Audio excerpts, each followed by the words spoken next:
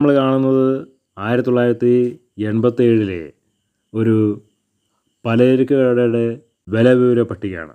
അന്നൊക്കെ അരി 10 കിലോന് 45 രൂപയേ ഉള്ളൂ. പഞ്ചസാര 3 കിലോന് 18 രൂപ 90 പൈസയേ ഉള്ളൂ.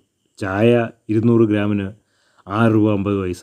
അങ്ങനെ പോകുന്നു. അപ്പോൾ ഇതൊന്നും ഒരിക്കലും നമ്മുടെ നാട്ടിൽ ഈ വില വിവര പട്ടിക ഇപ്രകാരമാവില്ല.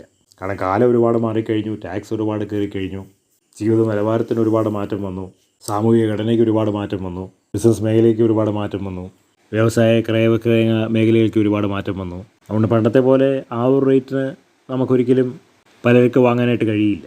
ആ ഒരു റേറ്റിന് ഇന്നത്തെ കാലത്ത് പലർക്ക് വാങ്ങുകയായിരുന്നെങ്കിൽ നമുക്ക് ഒരുപാട് പൈസ ലാഭിക്കുമായിരുന്നു, ഒരുപാട് പേർക്ക് സന്തോഷമായി ജീവിക്കുമായിരുന്നു. അന്നത്തെ കാലത്ത് ഈ പറഞ്ഞിരിക്കുന്ന സംഭവങ്ങളൊക്കെ വാങ്ങുക എന്ന് പറഞ്ഞിരിക്കുന്നത് തന്നെ ഒരു ദാരിദ്ര്യമുള്ള ഒരു അവസ്ഥയാണ്. കാരണം എല്ലാവരും ഇതുപോലെ വാങ്ങില്ല. പക്ഷേ അത്യാവശ്യ സാധനങ്ങൾ വാങ്ങാതിരിക്കാൻ നിവൃത്തിയില്ല. അന്ന് ജനങ്ങളുടെ കയ്യിൽ അതുപോലെ പൈസ മാത്രമേ ഉണ്ടായിരുന്നുള്ളൂ. ഇതുപോലുള്ള സാഹചര്യങ്ങളില്ലല്ലോ. അപ്പോൾ ഇന്ന് അതുപോലുള്ളൊരു പലചരക്കടയുടെ വില വിവര പട്ടികയൊക്കെ മനുഷ്യൻ കാണുമ്പോൾ മനുഷ്യനത് വളരെയധികം കൗതുകം തോന്നും. കാരണം ഇന്നത്തെ കാലത്ത് ഇതുപോലെ ഒരിടത്തും കിട്ടാൻ സാധ്യതയില്ല. അതാണ് അതിനകത്തെ യാഥാർത്ഥ്യം.